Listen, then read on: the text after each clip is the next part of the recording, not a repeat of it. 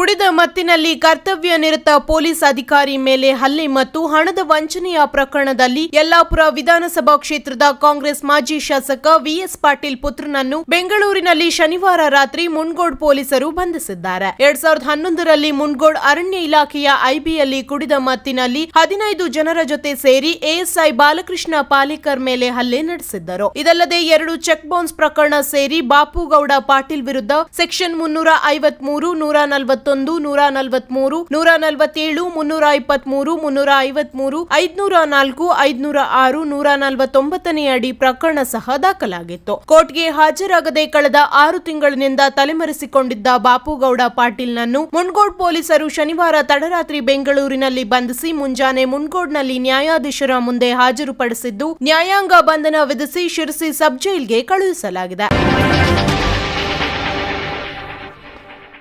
ಮುಂಬರುವ ಲೋಕಸಭಾ ಚುನಾವಣೆಗೆ booth level ಏಜೆಂಟರಾಗಿ ನೇಮಕಾತಿ ಪ್ರಕ್ರಿಯೆಗೆ ಕೆನರಾ ಲೋಕಸಭಾ ಕ್ಷೇತ್ರಕ್ಕೆ ಉಸ್ತುವಾರಿಯನ್ನಾಗಿ ಉತ್ತರ ಕನ್ನಡ ಜಿಲ್ಲಾ ಕಾಂಗ್ರೆಸ್ ಸಮಿತಿಯ ಪ್ರಧಾನ ಕಾರ್ಯದರ್ಶಿ ರವೀಂದ್ರ ನಾಯ್ಕ್ ಅವರನ್ನು ಸಂಯೋಜಕರಾಗಿ ಕರ್ನಾಟಕ ಪ್ರದೇಶ ಕಾಂಗ್ರೆಸ್ ಸಮಿತಿಯು ನೇಮಕ ಮಾಡಿರುತ್ತಾರೆ. ಕೆನರಾ ಲೋಕಸಭಾ ಕ್ಷೇತ್ರಕ್ಕೆ ಬರುವ 8 ವಿಧಾನಸಭಾ ಕ್ಷೇತ್ರದ ಬೂತ್ ಲೆವೆಲ್ ಏಜೆಂಟರ ನೇಮಕಾತಿ ಪ್ರಕ್ರಿಯೆಯನ್ನು ನಿರ್ದಿಷ್ಟ ಸಮಯದೊಳಗೆ ಚುನಾವಣಾ ಅಧಿಕಾರಿಗಳಿಗೆ ಸಲ್ಲಿಸುವ ರಾಜ್ಯ, ಜಿಲ್ಲಾ ಮತ್ತು ಬ್ಲಾಕ್ ಕಾಂಗ್ರೆಸ್ಗಳೊಂದಿಗೆ ಸಮನ್ವಯ ಸಾಧಿಸುವ ಹಿನ್ನೆಲೆಯಲ್ಲಿ ಕರ್ನಾಟಕ ಪ್ರದೇಶ ಕಾಂಗ್ರೆಸ್ ಸಮಿತಿಯು ರವೀಂದ್ರ ನಾಯ್ಕ್ ಅವರನ್ನು ಲೋಕಸಭೆ ಕ್ಷೇತ್ರಕ್ಕೆ ಸಂಯೋಜಕರಾಗಿ ನೇಮಿಸಿದ್ದಿರುತ್ತದೆ. ರವೀಂದ್ರ ನಾಯ್ಕ್ ಅವರು ಕಾಂಗ್ರೆಸ್ ಪಕ್ಷದಲ್ಲಿ ಜಿಲ್ಲಾ ವಿದ್ಯಾರ್ಥಿ ಕಾಂಗ್ರೆಸ್ ಘಟಕ 1990, ಜಿಲ್ಲಾ ಯುವ ಕಾಂಗ್ರೆಸ್ ಅಧ್ಯಕ್ಷ 1993, ಜಿಲ್ಲಾ ಕಾಂಗ್ರೆಸ್ ಹಿಂದುಳಿದ ಘಟಕ 1998, ಜಿಲ್ಲಾ ಕಾಂಗ್ರೆಸ್ ಕಾನೂನು ಘಟಕದ ಅಧ್ಯಕ್ಷ 2008, ರಾಜ್ಯ ಕಾಂಗ್ರೆಸ್ ಕಾನೂನು ಮತ್ತು ಮಾನವ ಹಕ್ಕು ಘಟಕದ ಹಿರಿಯ ಉಪಾಧ್ಯಕ್ಷರಾಗಿ 2009ರಲ್ಲಿ ಕಾರ್ಯನಿರ್ವಹಿಸಿದ್ದು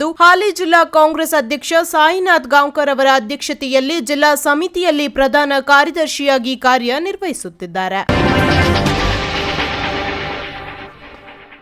ಸಿದ್ದಾಪುರ ತಾಲೂಕಿನ ಕಾನ್ಸೂರ್ ಗ್ರಾಮ ಪಂಚಾಯಿತಿಯ ಬಿಳಿಗೋಡು ಹಳ್ಳಿಯ ಮಾಬ್ಲೇಶ್ವರ್ ಚಂದ್ರು ಮರಾಠಿ ಈತನು ಹೊಸದಾಗಿ ಅರಣ್ಯ ಅತಿಕ್ರಮಣ ಮಾಡಿದ ಸಂದರ್ಭದಲ್ಲಿ ಅರಣ್ಯ ಸಿಬ್ಬಂದಿಗಳ ಮೇಲೆ ತೀವ್ರ ಸ್ವರೂಪದ ಹಲ್ಲೆ ಮಾಡಿದ್ದಾರೆಂದು ಆರೋಪಿಸಿ ದಾಖಲಿಸಿದ ಕ್ರಿಮಿನಲ್ ಪ್ರಕರಣದಲ್ಲಿ ಶಿರಸಿ 1ನೇ ಹೆಚ್ಚುವರಿ ಜಿಲ್ಲಾ ನ್ಯಾಯಾಲಯವು ಆರೋಪಿತನನ್ನು ನಿರ್ದೋಷಿ ಎಂದು ತೀರ್ಪು ನೀಡಿದೆ. ಶಿರಸಿಯ 1ನೇ ಹೆಚ್ಚುವರಿ ಜಿಲ್ಲಾ ನ್ಯಾಯಾಲಯದ ನ್ಯಾಯಾಧೀಶರಾಗಿರುವ ಕಿರಣ್ ಕಿಣಿ ಅವರು ಇಂದು ತೆರೆದ ನ್ಯಾಯಾಲಯದಲ್ಲಿ ತೀರ್ಪು ನೀಡಿದರು. ದಿನಾಂಕ 17 ನವೆಂಬರ್ 2022ರಂದು ಆರೋಪಿತ ಮಹಾಬಲೇಶ್ವರ್ ಚಂದ್ರು ಗೌಡ ಇವರು ಹೊಸದಾಗಿ ಅರಣ್ಯ ಪ್ರದೇಶವನ್ನ ಅತಿಕ್ರಮಿಸಿ ಹೊಸ ಮನೆ ಕಟ್ಟಲು ಪ್ರಯತ್ನಿಸುತ್ತಿದ್ದಾಗ ಅರಣ್ಯ ಸಿಬ್ಬಂದಿಗಳು ಪ್ರಶ್ನಿಸಿದ ಸಂದರ್ಭದಲ್ಲಿ ಉಪವಲಯ ಅರಣ್ಯಾಧಿಕಾರಿ ವಿಶ್ವನಾಥ್ ನಾಯ್ಕ್ ಅವರ ಎಡಗೈನ ಹೆಬ್ಬೆರಳನ್ನು ಕತ್ತಿಯಿಂದ ಕಡಿದು ಅರಣ್ಯ ರಕ್ಷಕ ರಾಜೇಶ್ ಗೌಡ ಅವರಿಗೂ ಹಲ್ಲೆ ಮಾಡಿ ಸರ್ಕಾರಿ ಕರ್ತವ್ಯಕ್ಕೆ ಆತಂಕ ಮತ್ತು ಚ್ಯುತಿಗೊಳಿಸಿದ್ದಲ್ಲದೆ ಆರೋಪಿತನು ಅರಣ್ಯ ಸಿಬ್ಬಂದಿಗಳ ಮೇಲೆ ಜೀವ ಬೆದರಿಕೆ ಹಾಕಿರುವ ಆರೋಪದ ಅಡಿಯಲ್ಲಿ ಆರೋಪಿತನ ಮೇಲೆ ಭಾರತೀಯ